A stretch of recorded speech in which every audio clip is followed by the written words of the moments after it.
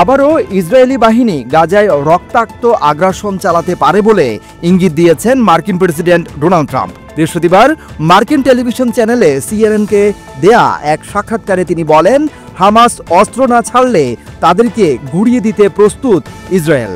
আমি বললেই ইসরায়েলি বাহিনী রাস্তায় নামবে। আমি তাদেরকে এ পর্যন্ত থামিয়ে রেখেছি। ট্রাম্প বলেন, হামাসকে অবশ্যই প্রতিশ্রুতি অনুযায়ী ইসরায়েলিদের মরদেহ ফেরত ও অস্ত্র জমা দিতে হবে।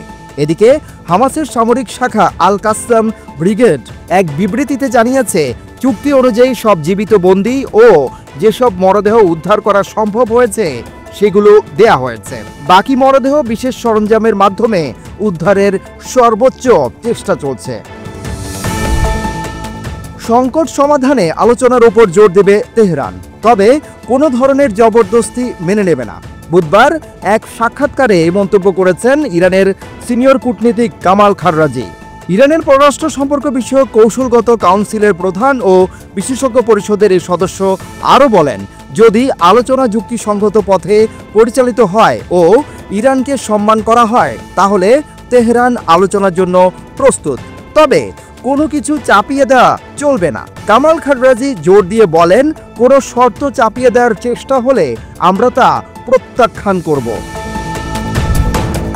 পাকিস্তান ও আফগানিস্তানের মধ্যে 48 ঘন্টার যুদ্ধবিরতি কার্যকর হয়েছে।